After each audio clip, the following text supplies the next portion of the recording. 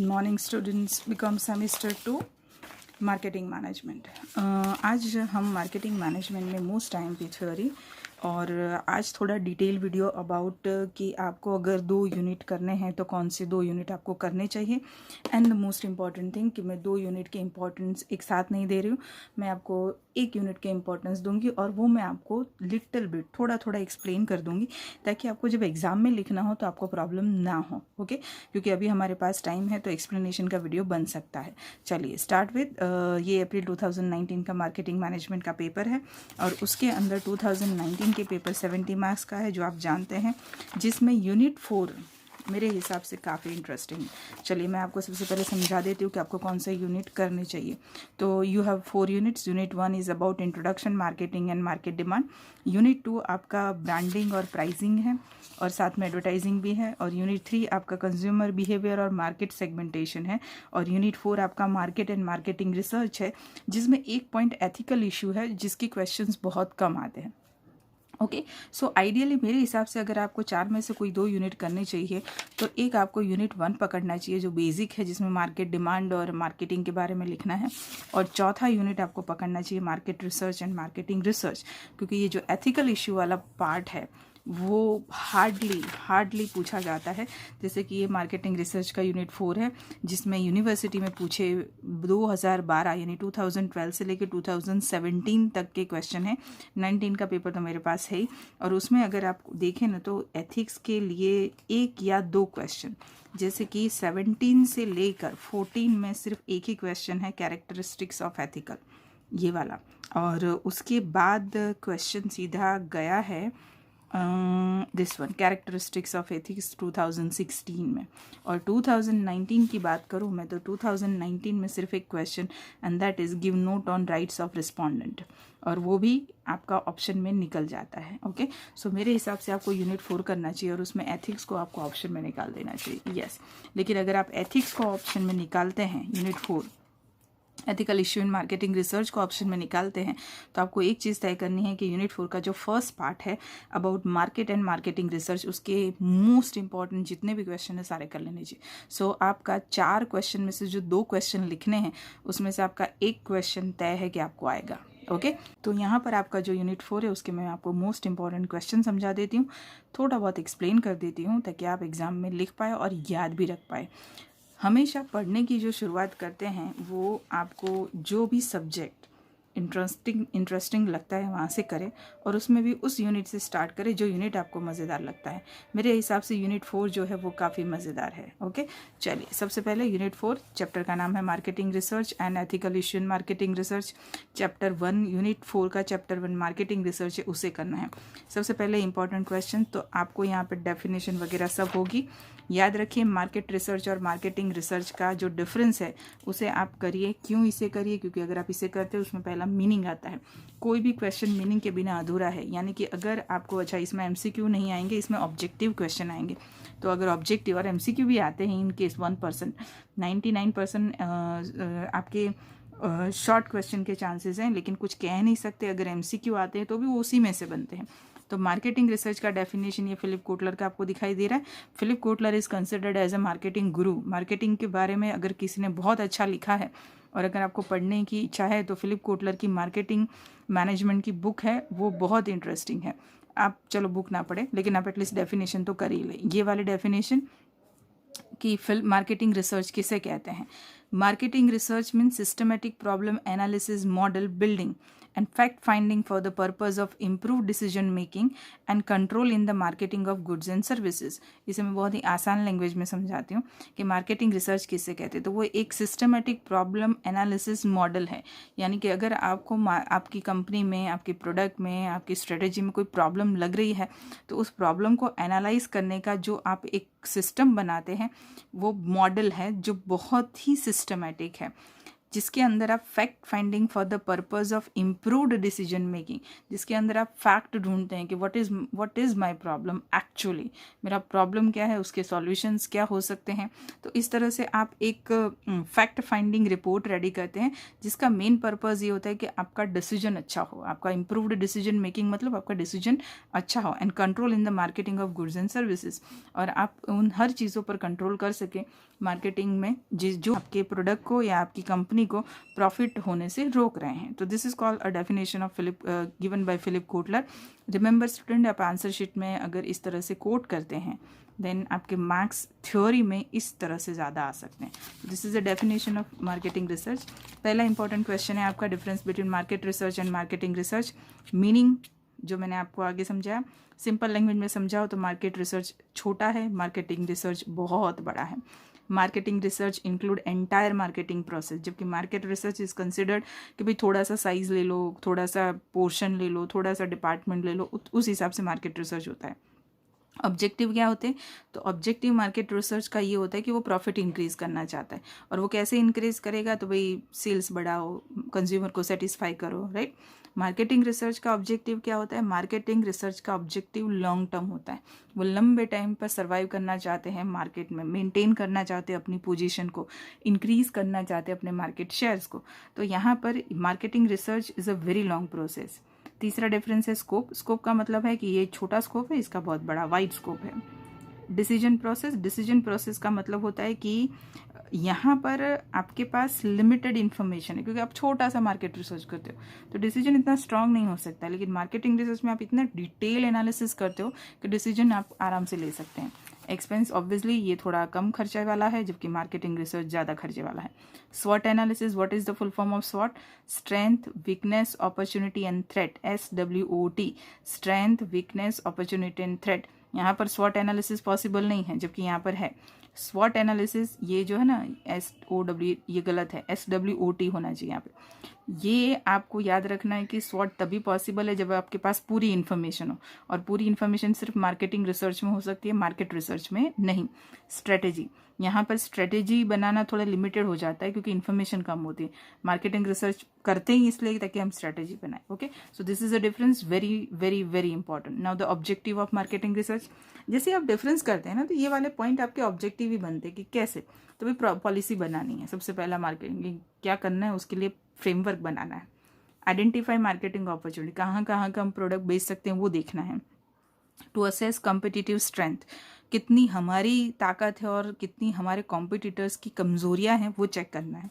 To estimate potential buying power of the customer, customer की खरीदने की शक्ति कितनी है, क्षमता, कैपेसिटी कितनी, वो चेक करना है। Then to define problem market for specialise product, आप कुछ ऐसा प्रोडक्ट लेकर मार्केट में आए हैं जो स्पेशलाइज की कैटेगरी में आता है, तो उसके लिए आपको मार्केट ढूंढना पड़ेगा कि कौन खरीदेगा। To estimate expected share of the market, आपको पहले ही डिसाइड करना पड़ेगा कि आप मार्केट का कितना शेयर कवर करने की कोशिश करेंगे, टारगेट कितना है आपका, है ना।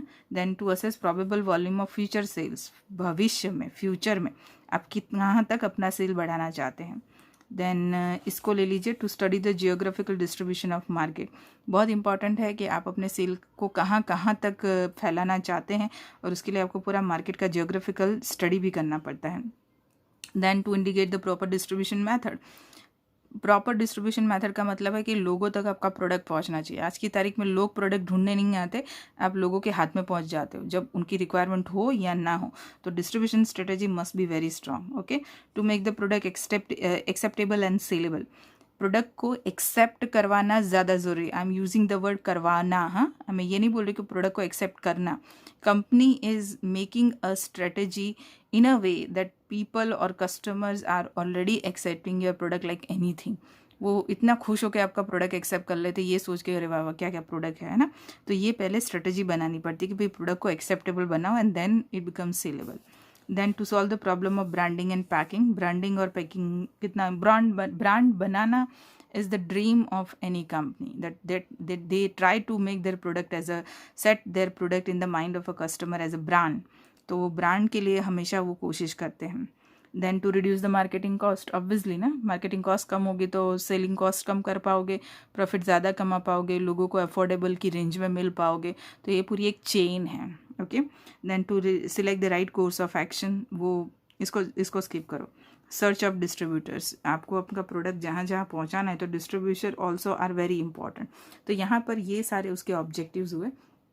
उसके बाद स्कोप है, अगर आप डिफरेंस और ऑब्जेक्टिव करते हैं तो स्कोप का सिर्फ पॉइंट पढ़िए और अंदर का आपको अपने हिसाब से थोड़ा बहुत रिलेवेंट उसके लिए कर देना है। जैसे कि कंपटीशन रिसर्च है, तो जैसे मैंने कहा कि स्वॉट एनालिसिस करो, सामने वाले की वीकनेस भी ढूंढो, हमारी ताकत भी ढूंढो। Marketing mix research, marketing mix 4 चीज़ों से बना है, product, price, place and promotion. Product, price, promotion, place की जगह डिस्ट्रीब्यूशन है। ओके, तो ये जो 4 है, ये चारों को इसके पॉइंट्स पढ़ लो, राइट। तो इस तरह से स्कोप होगा। Now the most important again, stages of marketing research, जिसे प्रोसेस भी कहते हैं, जिसे स्टेप्स भी कहते हैं, राइट। तो मार्केटिंग रिसर्च का प्रोसेस ये आपका पूछा है 2019 में। 2019 में इस चैप्टर में से 2 पूछे हैं। What is the difference between market and marketing research and stages of marketing research. मैंने डिफरेंस पढ़ाया, नाउ स्टेजेस। इस तरह से एक पिक्चर, एक इमेज बनानी है आपको एग्जाम में भी। Yes, I am saying this कि आप बनाएंगे कि क्या करेंगे, ड्राइंग करने नहीं बैठना है, कलर लेकर वो जूनियर केजी की तरह क्रेयॉन और वो red pen, blue pen, black pen, कोई मतलब नहीं बनता है बेटा। If you don't have a time then don't do this things. If you have a time then बाद में जब टाइम बचे तब पेंटिंग करा करो। लेकिन जो एग्जामिनर है उनको आपकी पेंटिंग में इंटरेस्ट नहीं, इसके अंदर जो लिखा है उसमें इंटरेस्ट है। तो आप सिर्फ सर्कल बनाना अगर आपके लिए टफ है तो सारे स्क्वायर बना दो और बीच में एक सर्कल बना दो और इस तरह से एरो, तो बहुत लेस टाइम कंज्यूमिंग होगा। पहला स्टेप, पहला प्रोसेस का स्टेज क्या है, प्रॉब्लम आइडेंटिफाई। मैं इसी में एक्सप्लेन कर देती हूँ, ध्यान से सुनो। प्रॉब्लम आइडेंटिफाई, प्रॉब्लम आइडेंटिफाई का मतलब है कि आपकी एग्जैक्ट प्रॉब्लम क्या है जिसकी वजह से आप मार्केटिंग रिसर्च करते हैं, उसे आइडेंटिफाई करें। इंग्लिश में एक चीज़ कही जाती है कि व्हेन प्रॉब्लम इज आइडेंटिफाइड ना, इट इज़ हाफ सॉल्व। यानी कि जब आपको पता चल जाए कि भाई मेरी एग्जैक्ट प्रॉब्लम क्या है तो आधी सॉल्व हो चुकी होती। लेकिन आधी दुनिया इसी में पड़ी होती है कि प्रॉब्लम ही नहीं पता होती है, सर दुख रहा होता है और पेट दर्द की दवाई हम खाते हैं।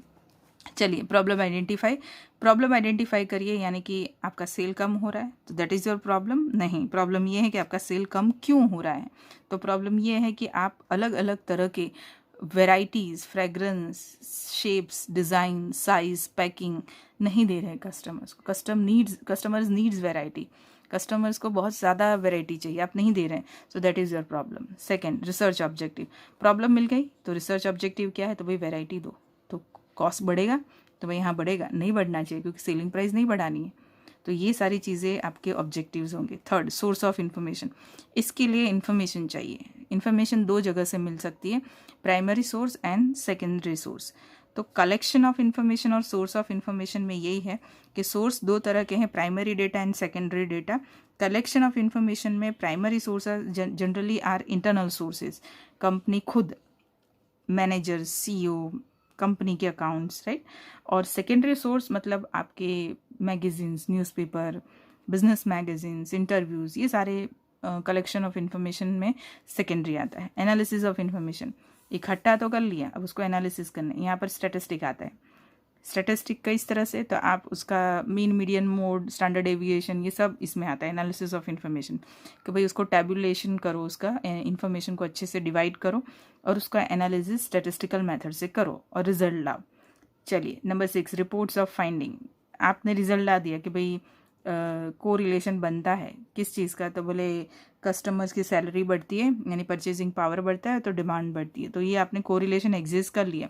रिपोर्टिंग ऑफ फाइंडिंग्स यानी कि आपको आपके कंपनी के एग्जीक्यूटिव्स को या मैनेजर को या बोर्ड ऑफ डायरेक्टर्स को ये देना है कि भाई आपको ये करना है, तो आप उनको 800 पेज का या 1000 पेज का रिपोर्ट्स पूरा फाइल थोड़ी देंगे, या फिर पेन ड्राइव थोड़ी देंगे, या फिर PPT पूरा दिखा के बोलेंगे now you find it out क्या करना है। नहीं, आपको खुद उनको बोलना है आपके पूरे एनालिसिस पे से कि दिस इज़ माई फाइंडिंग्स।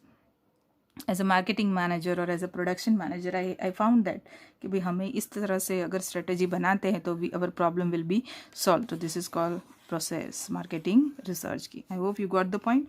ये मैंने एक्सप्लेन किया, अंदर से आप क्या लिखेंगे, ये प्रॉब्लम, ऑब्जेक्टिव्स, फिर ये sources of primary and sources of secondary information. Page number 115 है मेरी बुक में, आपकी बुक में भी हो गई, पेज नंबर शायद अलग हो सकता है। एनालिसिस ऑफ इन्फॉर्मेशन में स्टैटिस्टिकल सब है, आप पढ़ चुके हैं, टाइटल आपको मार देने हैं। रिपोर्ट ऑफ फाइंडिंग्स, रिपोर्ट किस तरह से बनता है, पहले टाइटल होता है, फिर डेट होता है, फिर ऑब्जेक्टिव्स होता है। तो ये जो 8 पॉइंट है वो आप पढ़ लेंगे। Okay, so done. Importance of marketing research and advantages of marketing research are same. फ़ायदे क्या हैं? तो फ़ायदे ही फ़ायदे हैं, पढ़ लेना आप, बहुत डिफ़िकल्ट नहीं है।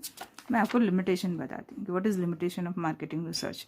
बहुत ज़्यादा लिमिटेशन नहीं है, सिर्फ 1 या 2 ही लिमिटेशन इंपॉर्टेंट है, लिखनी पड़ेगी आपको। अगर आपको पूछते हैं तो वो साथ में ही पूछेंगे कि explain advantages and limitation of marketing research. तो एडवांटेजेस में आप बोल सकते हैं कि भैया हम नए मार्केट को सर्च करते हैं, जहाँ कोई नहीं गया हम वहाँ जाना चाहते हैं। कस्टमर्स की ज़्यादातर इन्फॉर्मेशन हमारे पास होती है। हम प्रोडक्ट और सर्विसेज के बारे में इंफॉर्मेशन कलेक्ट करते हैं। हमें ये पता चलता है कि किस प्राइस पे हमें अपना प्रोडक्ट मार्केट में रखना चाहिए, या फिर ऑलरेडी मार्केट में प्रोडक्ट है तो उसकी प्राइस को बढ़ाना या कम करना है तो कहाँ तक करना है। Then also we decide sales policy. जैसे अमूल है तो आप देख सकते हो कि आपको अमूल के जो आउटलेट हर जगह देखने को मिलते हैं, तो ये उनकी सेल्स पॉलिसी है। देन एडवर्टाइजमेंट, कितनी how important advertisement is this, ये आपसे बेहतर और कोई नहीं जानता। देन पैकिंग, देन कॉम्पिटिटर्स की इंफॉर्मेशन। ऑफ कोर्स पैकिंग को लाइटली नहीं लेते, आज की तारीख में दिखावे के ज़माने में packing is also very important. तो ये एडवांटेजेस हो गए। लिमिटेशन, सबसे बड़ी और पहली और मोस्ट इंपॉर्टेंट लिमिटेशन है खर्चे। Yes, marketing research is an expensive activity. Okay, उसके बाद फिर आप बाकी 3-4 लिख दीजिए कि भाई टाइम ज़्यादा जाता है, गलत इन्फॉर्मेशन मिले तो पूरा हमारा प्रोग्राम ही गलत निकल जाता है।